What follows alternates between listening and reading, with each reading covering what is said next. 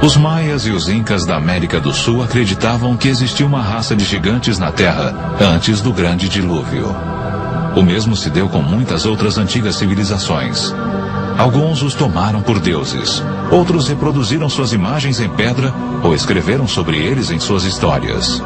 Os gregos e os romanos falaram de sangue que caiu do céu, indo regar o colo da deusa Gaia, gerando os titãs, uma raça de temidos gigantes.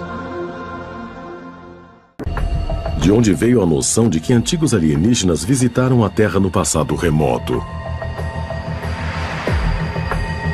Eu fui educado em um colégio interno administrado por jesuítas.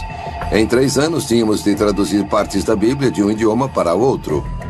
No primeiro livro de Moisés, Deus desce do céu na terra, na montanha sagrada, com fumaça, fogo e grande estrondo e ainda tremor. E todos tinham medo. Foi o momento em que eu disse: este não é Deus.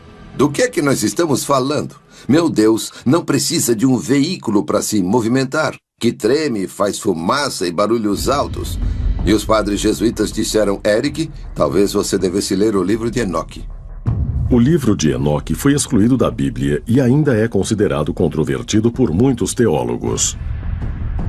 Mas, para von Däniken, foi a prova de algo muito maior.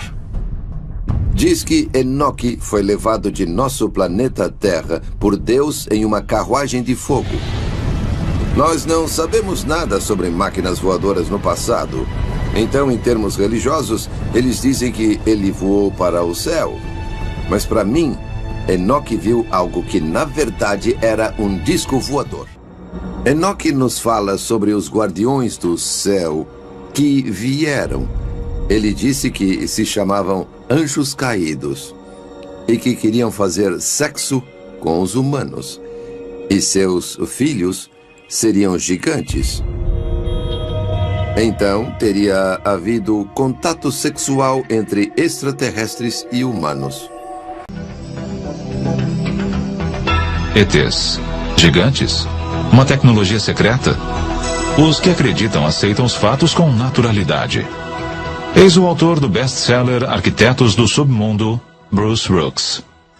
Os arquitetos são aquela raça ou aquelas raças que construíram todos os megálitos do mundo antigo, as pirâmides Stonehenge. Eles são o povo que viveu antes de nós, os que habitaram este mundo antes de nós. Nós os chamamos deuses, às vezes gigantes. Eles deixaram suas obras e nós não conseguimos reproduzi-las. Somente agora aprendemos a realmente apreciá-las. No Líbano, a 70 quilômetros de Beirute, ficam as imponentes ruínas de Baalbek. Há uma menção a este lugar no Antigo Testamento no Livro dos Reis. Baalbek, em particular, é um ótimo exemplo. É onde estão os trilitons, as maiores pedras do mundo já usadas em construção. São tão grandes que nem sabemos seu peso. Essas pedras foram cortadas e deslocadas 8 quilômetros, erguidas 8 a 9 metros no ar e assentadas tão juntas que não podemos enfiar uma lâmina de barbear ou um pedaço de papel entre elas. Não sabemos como fizeram isto. Não existe guindaste capaz de erguer pesos como daquelas pedras.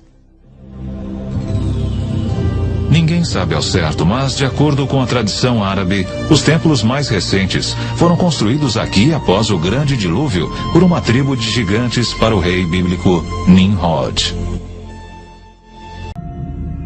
A conclusão e a tradição parecem bastante claras de que seres gigantescos outrora existiram e que a história humana desenvolveu-se ou que mudanças psicológicas, emocionais ou espirituais ocorreram. E aqueles seres que sobreviveram pertenciam aparentemente a um grupo de genes menores. Porém, a possibilidade de que tenham existido outros segmentos da humanidade aparece de forma quase explícita na própria Bíblia. O livro dos Números diz que após vagar no deserto com seu povo, Moisés enviou batedores para encontrar um lugar onde pudessem se estabelecer. Os batedores foram para o norte, para Hebron. Se olharmos as Escrituras, havia gigantes na terra naqueles tempos. E se interpretarmos isso literalmente, em vez de simbolicamente, e simplesmente havia homens poderosos e com poderes extraordinários, então podemos afirmar que os primeiros homens, os primeiros humanos, eram gigantes. Podemos também teorizar que esses gigantes vieram de algum outro lugar e criaram na Terra uma colônia. Este conceito por si só é uma coisa surpreendente. Porém, um povo mais antigo que os israelitas acreditavam exatamente na mesma coisa. Eles escreveram que os gigantes eram seres celestiais que vieram não da Terra, mas de outro planeta.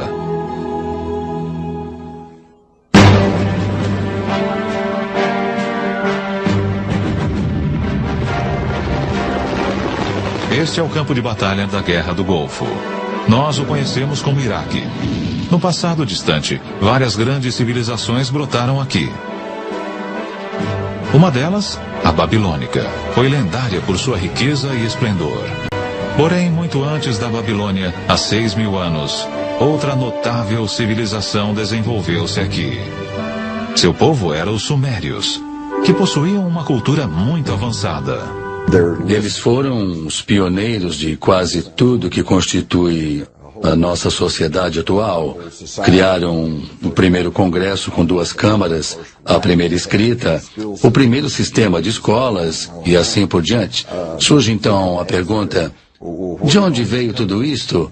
Creio que temos de recorrer aos próprios antigos sumérios e prestar atenção no que eles têm a nos dizer, porque eles nos dizem, em tudo que é lugar, repetidas vezes, que a civilização lhes foi ensinada por seres vindos dos céus para a terra.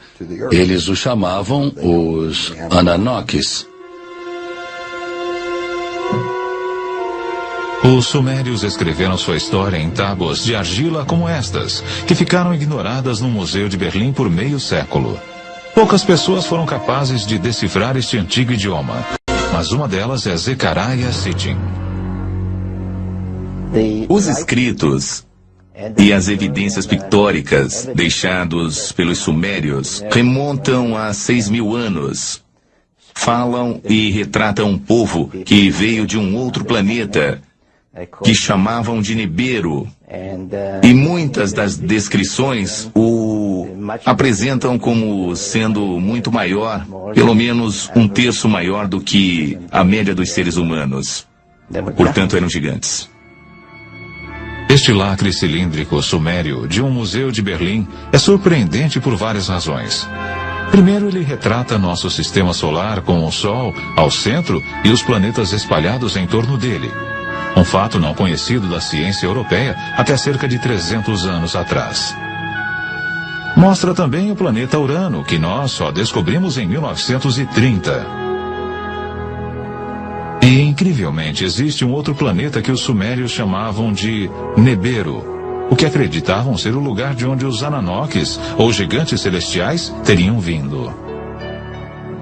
Se observarmos estas 3 figuras retratadas aqui, parecem ser quase todas do mesmo tamanho. Mas, se prestarmos atenção, veremos que esta figura da divindade está sentada. E se calcularmos seu tamanho pela medida dos joelhos ao quadril, verificaremos que ela tem uns 3 metros de altura. É um daqueles que desceu dos céus para a terra. Os astrônomos em busca de sinais de vida extraterrestre prescrutam cada vez mais fundo o universo. Porém, talvez devessem estar procurando o tempo todo, mais perto de casa. Porque é no nosso próprio sistema solar que um misterioso objeto foi recentemente detectado perto de onde os sumérios assinalaram o local de seu planeta Nibiru, o lar dos Ananoques. Para os que acreditam, isto é uma prova convincente de que os gigantes celestiais são reais.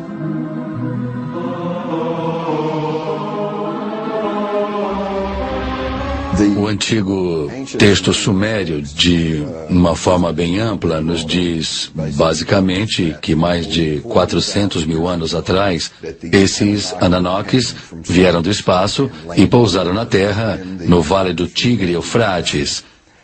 começaram por formar uma colônia que chamaram de Éden. De acordo com o Gênesis, Éden, ou Éden, é onde Adão foi criado do pó, e Eva de uma de suas costelas.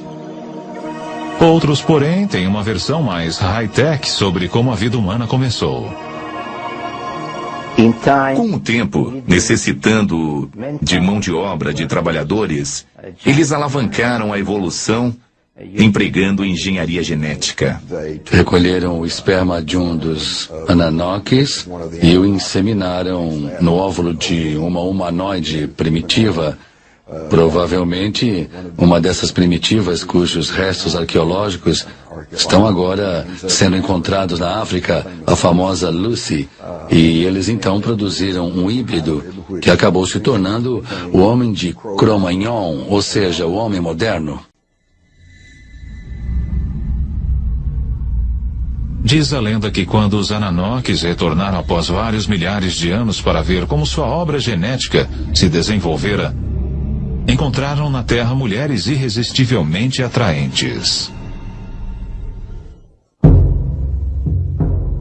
Começa na Bíblia, onde podemos ler, no início de Moisés, quando os filhos dos deuses viram que as filhas do homem eram bonitas, eles as tomaram como esposas. Mais tarde, daqueles ventres, nasceram gigantes.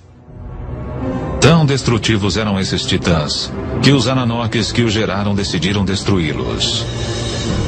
O livro apócrifo de Baruque nos conta até quantos gigantes foram mortos.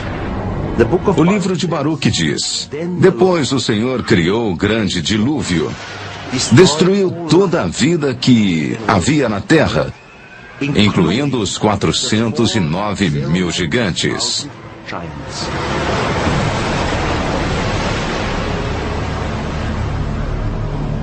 De acordo com a história, alguns dos titãs sobreviveram. Porém, seu reinado como senhores da Terra terminara, e os humanos tornaram-se a espécie dominante. Os gigantes até hoje vivem em nossas memórias, como algo profundamente enraizado que remonta aos primórdios de nossa existência. Para alguns, isto é bem mais do que simples lembranças. Talvez estes sejam aqueles que relatam cada vez mais encontros com gigantes saindo de OVNIs. Estes que acreditam nos assegurarão que os Ananoques ou gigantes celestiais estão voltando. Muitos acreditam que os livros apócrifos de Enoque têm mais de 5.000 anos de idade. Neles, Enoque escreveu sobre como foi levado aos céus por 2 homens de grande estatura. Nesta jornada celeste, ele também fala do encontro que teve com aqueles que desceram dos céus para a terra. 2 homens enormes surgiram para mim, com uma aparência que jamais eu vira sobre a terra. Suas faces luziam como o sol, seus olhos também eram como uma luz ardente. E eles me ergueram e me conduziram ao primeiro céu. E voavam com suas asas e deram a volta em todos os planetas. Desfilaram diante de mim os mais velhos, os governantes das ordens celestes. Estes grupos trabalham e estudam cuidadosamente o movimento das estrelas. Enoque foi levado aos céus pelo menos por 3 vezes. Em nossa visão atual, diríamos que ele foi levado a uma nave-mãe. Lá ele teve uma conversa com o mais alto, seja lá quem for este superior. Para nós seria talvez o comandante da espaçonave. Em outras palavras, Enoque foi o que chamamos uma vítima de abdução extraterrestre. Isto pode parecer uma interpretação fantasiosa de um texto escrito há muito tempo. Por outro lado, relatos atuais de pessoas que alegam ter sido abduzidas não são muito diferentes. O que estamos vendo hoje é muito parecido com o que vimos ao longo de toda a história. Não é nada novo. Qualquer coisa relacionada com o fenômeno OVNI hoje é algo que sempre aconteceu. Pode ser encontrado na antiga mitologia de todas as partes do mundo.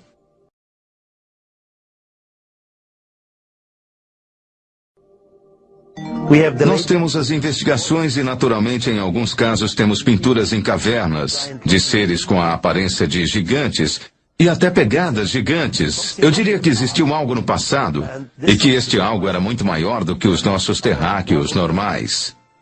Teriam eles sido nossos pais? Eles foram os patriarcas que vieram antes de nós e são citados em todas as lendas. Os gigantes, os olímpicos que vieram antes de nós. Seja fato ou fantasia, gigantes ocupam nossa consciência coletiva desde que eu possa me lembrar. Mas teria uma raça de gigantes habitado realmente a Terra? Os textos antigos, bem como algumas evidências, sugerem que sim. E seria possível que genes recessivos, existentes nos homens de 2,10 metros e 2,50 metros que caminham entre nós hoje, estivessem relacionados à antiga raça dos gigantes? Agora, com relatos como os dos gigantes de Voronezh, ficamos imaginando se talvez os deuses gigantes dos Sumérios não estariam voltando.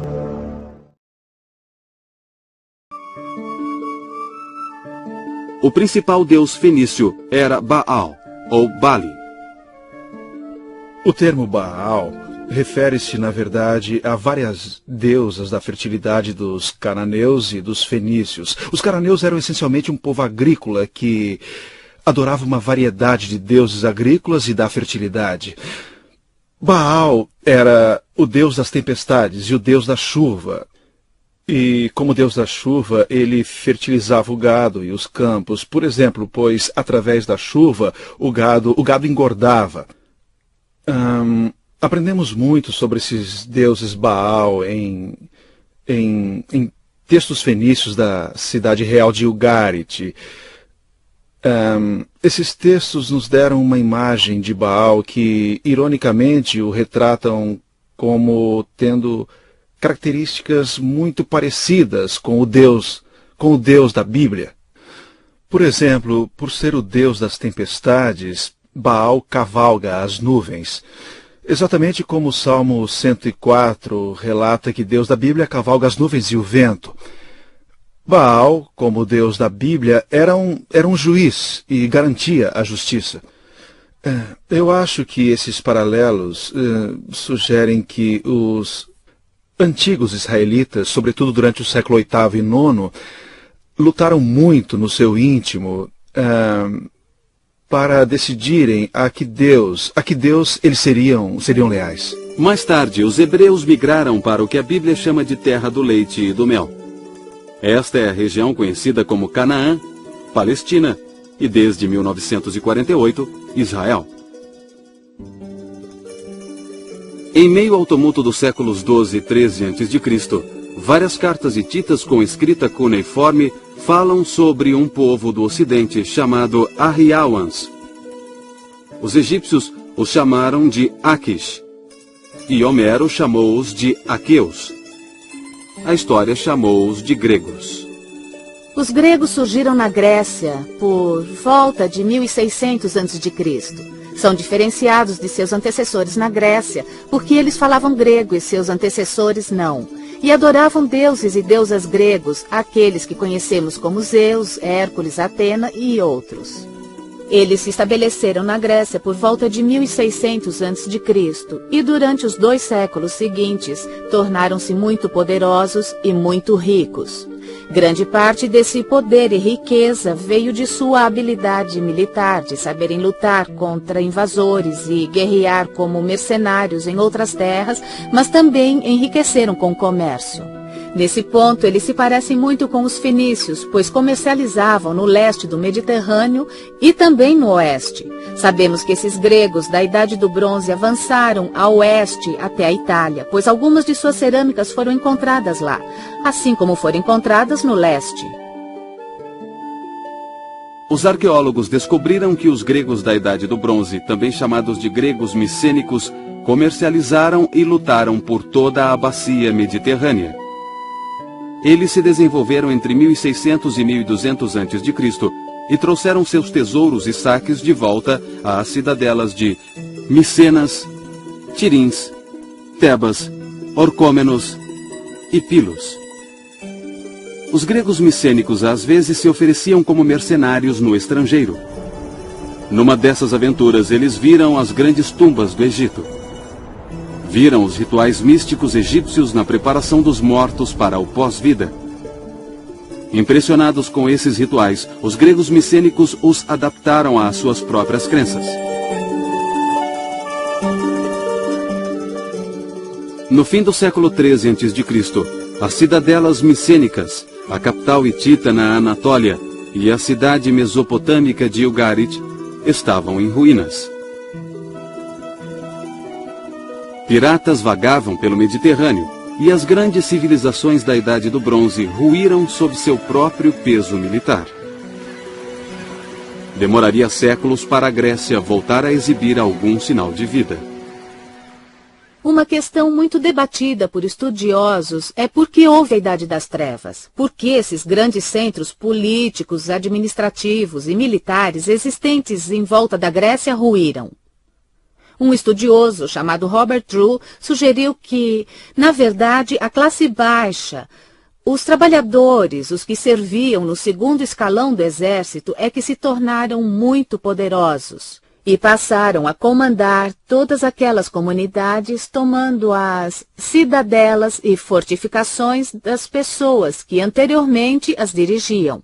Como resultado desse levante, que Drew acredita ter abrangido toda a parte oriental do Mediterrâneo, nós vemos a queda quase literal no caso de algumas comunidades, mas figurativa no caso de outras, dessa cultura do fim da Idade do Bronze. E muita coisa que fazia parte da cultura, as grandes cidadelas fortificadas, os governos centralizados, os arquivos e os depósitos, exigiam muitos funcionários que pudessem cuidar e também escrever, para manter registro de tudo. Uma vez que tudo isso acabou, a necessidade de escrita também acabou e então veio a Idade das Trevas, sobre a qual não existe absolutamente nenhum registro escrito. Os gregos sofreram terrivelmente. Após a ruína da civilização micênica no fim da Idade do Bronze, eles saíram das cidades em grande número, retornando ao campo ou se lançaram ao mar em busca de sustento. A Grécia perdeu quase 90% de sua população. Os sobreviventes viviam na pobreza e na ignorância. Bolsões de cultura grega subsistiram em Atenas e em comunidades do mar Egeu ao longo da costa jônica da Anatólia. Aqui os gregos preservaram a memória da gloriosa Idade do Bronze, formulando os épicos da Ilíada e da Odisseia. Por volta de 800 a.C., a população grega começou a crescer de novo. Os marinheiros passaram a comercializar com os fenícios, aprenderam seu alfabeto e voltaram para casa para difundir seu novo conhecimento. A cultura grega começou a florescer, produzindo uma era conhecida como Idade Geométrica. Isso aconteceu entre os séculos IX e VIII a.C., um tempo caracterizado por esculturas e pinturas em vaso decorados com linhas e curvas geométricas que representavam tanto formas humanas quanto abstratas. Os gregos começaram a usar o alfabeto fenício para registrar seus poemas dedicados aos deuses. Mais tarde, escreveram os épicos heróicos, inclusive aqueles atribuídos a Homero.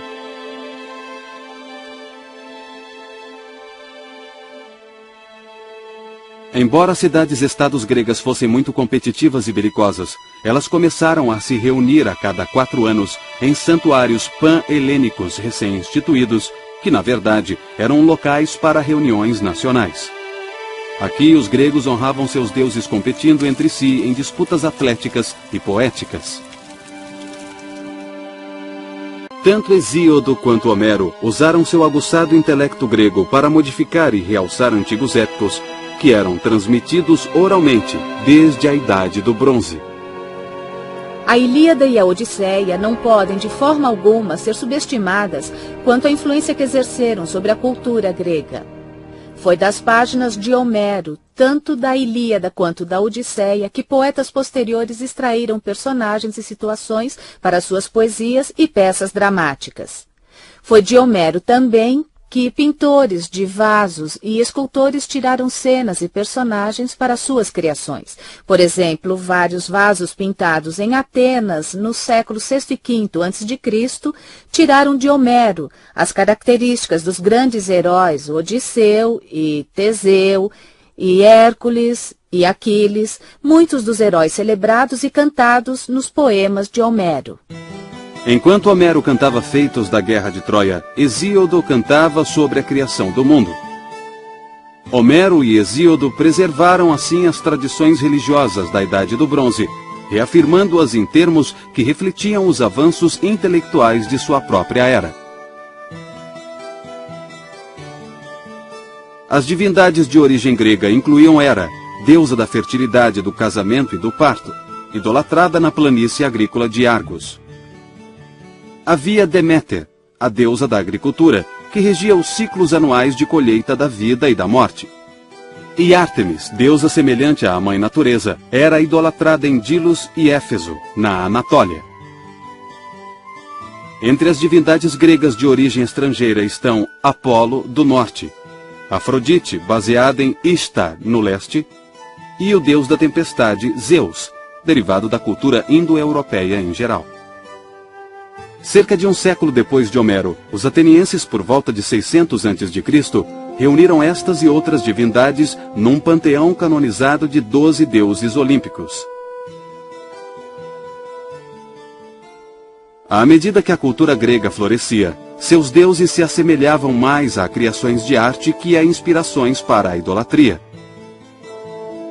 Os gregos aprenderam a construir imensos templos de pedra com os egípcios. Mas esses templos não eram locais de reunião. Eram construções luxuosas para abrigar estátuas dos deuses.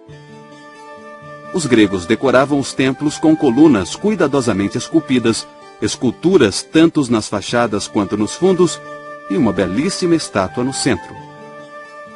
Guiados pela arquitetura egípcia e um dom artístico inato, os gregos buscavam a pureza das linhas e forma. Eles encontraram o material perfeito para a construção de sua arte na própria casa, o mármore. Levou 1 ou 2 séculos para os gregos aperfeiçoarem a técnica com mármore. Então, os atenienses empregaram muita energia, dinheiro e habilidade artística para construir o que talvez seja o templo mais magnífico de todos os tempos, o Pártenon. No exterior dos 4 lados do Pártenon, esculturas em relevo glorificam Atenas e seus deuses. Por dentro, o Pártenon ficava envolvido na escuridão. Paredes de mármore maciço escondiam a colunata exterior, reduzindo muito o espaço interior. Aqui havia uma imensa estátua coberta de ouro e marfim, uma imagem que se elevava sobre os visitantes. Esta era Palas Atena, a deusa da sabedoria, cujo nome significava Atena, a Virgem. Palas Atena, cantarei a gloriosa deusa em cujos olhos a inventividade cintila, seu coração infatigável, poderosa dama guardiã das cidades. Nesta e em outra canção, eu me lembrarei de você. O Pártenon era dedicado aos deuses, mas glorificava o homem através do talento artístico humano. Homero retratara os deuses como seres próximos e acessíveis, que andavam e falavam nos campos de batalha de Troia. Para cada ação humana importante, havia uma ação divina paralela. Mas esses deuses já não satisfaziam as necessidades da vida democrática dos atenienses. Os gregos começaram a procurar respostas não mais nos deuses, mas sim na filosofia.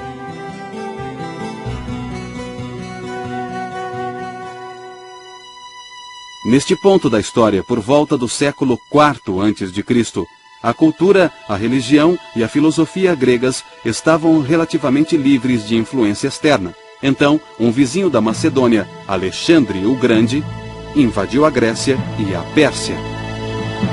O pai de Alexandre, Filipe, tinha decidido criar seu filho para ser rei. Então ele providenciou os melhores tutores que estavam disponíveis, inclusive o famoso Aristóteles. Então a educação de Alexandre foi abrangente e incluiu não só filosofia, poesia e música, mas também política e táticas militares. Ele foi um carismático general de 18 anos de idade, e seu sucesso ameaçou seriamente o tradicional conceito grego de teologia. Os egípcios reconheceram Alexandre como seu novo faraó. Os persas o saudaram como o novo rei dos reis. Para esses povos subservientes do Oriente, Alexandre era Deus na terra e ele permitia que o idolatrassem. Mas em um episódio famoso de sua curta, porém brilhante carreira, Alexandre notificou aos atenienses que eles também deviam adorá-lo como um deus. Eles se recusaram. É errado ignorar as diferenças entre homens e deuses. Não devemos fazer um homem parecer maior do que é, prestando-lhe honrarias excessivas ou, ao mesmo tempo, degradando impiedosamente os deuses, nivelando-os aos homens. Ainda assim, a ambição divina de Alexandre foi a primeira de várias intromissões teológicas orientais que o mundo greco-romano sofreu. Alexandre morreu na Babilônia prematuramente aos 33 anos. A esta altura, as civilizações gregas do leste do Mediterrâneo já estavam bastante cosmopolitas.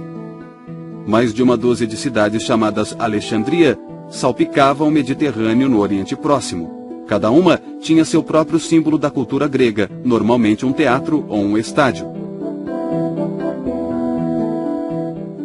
A mais importante dessas cidades ficava no Egito. Aqui, as vitórias de Alexandre deram origem a um novo tipo de templo dedicado às artes e às ciências. Eles o chamavam de Museion, ou museu, porque era dedicado às 9 musas, as deusas das artes. Esse templo das musas abrigava uma biblioteca, uma das primeiras bibliotecas em grande escala que nós conhecemos da antiguidade. Nessa biblioteca trabalhavam muitos eruditos, iguais aos universitários e estudiosos de hoje. Eles copiavam, estudavam e comentavam obras literárias antigas, inclusive os poemas de Homero e poemas escritos no século V, no auge do período clássico ateniense. Esses eruditos estudavam essas obras na biblioteca de Alexandria. Eles as catalogavam, as organizavam e escreviam nas margens dos livros. E essa biblioteca passou a ser um grande centro erudito. Porém, uma nova subcultura se enraizava na península, hoje chamada de Itália. Desses povos, o mais bem-sucedido foi o romano, que compartilhou muito de sua cultura com seus primos indo-europeus. Eles adoravam um poderoso deus da tempestade. Na língua indo-europeia original, o nome do deus da tempestade era Diaos. Em grego, pronunciava-se Zeus. E em latim, Io.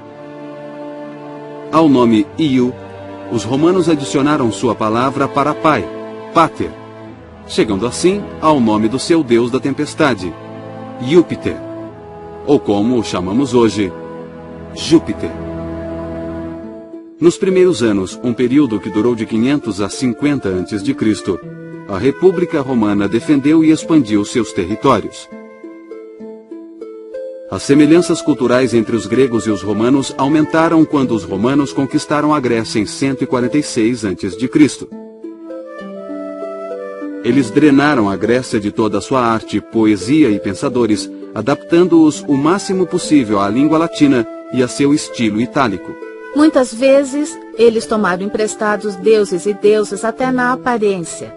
No caso de Apolo, por exemplo, pegaram o nome também. Em outros casos, eles misturaram esses deuses e deusas com divindades itálicas locais. Os romanos acharam equivalentes locais para os 12 deuses gregos olímpicos. Por exemplo, o deus romano Netuno era equivalente a Poseidon, deus do mar. Mercúrio era associado a Hermes, o deus grego que levava almas mortas para Hades. Vênus era equivalente à grega Afrodite, deusa do amor. Finalmente o amor chegou. Eu orei para a musa e ela me atendeu.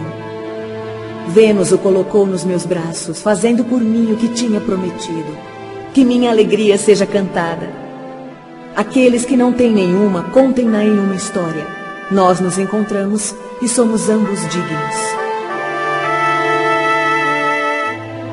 O Império Romano era uma mistura de religiões. Seu imenso tamanho explicava a variedade de influências. Mas você, romano, deve se lembrar. Precisa guiar as nações por meio da sua autoridade, pois esta é a sua habilidade. Deve enxertar a tradição, a paz, mostrar piedade aos conquistados e lutar até que os duros tombem. Muitos cultos e religiões foram assimilados nesta colcha de retalhos. Os egípcios ainda se pareciam muito com seus ancestrais, que durante milênios adoraram seus faraós como deuses. O culto em Roma agora se voltaria ao pai de Augusto, Júlio César. O culto ao imperador difundiu-se pelo Império Romano em poucas décadas. Mas um grupo de adoradores se destacou quando se recusou a seguir essa prática. Era um grupo de judeus palestinos que acreditava num Salvador a quem chamavam Cristo. No início, o cristianismo era um entre vários cultos das terras conquistadas por Roma. No século IV d.C., o imperador Constantino promulgou o Édito de Milão, tornando o cristianismo uma religião aceita no Império Romano. Mais tarde, ela tornou-se a religião oficial de Roma. Mas muitos séculos depois de o cristianismo se tornar predominante, antigas tradições pagãs ainda afetavam a iconografia cristã, quando mitos gregos romanos foram retratados na arte judaico-cristã. Séculos se passaram, mas por fim, os antigos mitos e religiões do Mediterrâneo cederam totalmente a uma nova ordem. As três grandes religiões ocidentais, cristianismo, islamismo e judaísmo, todas elas monoteístas, suplantaram todas as religiões politeístas e todas as mitologias que haviam prosperado na Grécia, Roma, Egito e terras do Oriente Próximo. Durante toda a antiguidade e até bem depois, mitos foram maneiras poderosas de explicar o mundo. Os mitos, pelo menos, tentavam explicar o que as pessoas, de outra forma, jamais entenderiam. Em termos simbólicos ou espirituais, a perspicácia da mitologia antiga às vezes se iguala ou mesmo excede a mais profunda teologia da nossa era científica moderna. Hoje poucos adoram as divindades mitológicas das antigas civilizações do Mediterrâneo. Mas as crenças e princípios constituídos nos primórdios da história ocidental continuam a nos moldar de forma poderosa, ainda que invisível.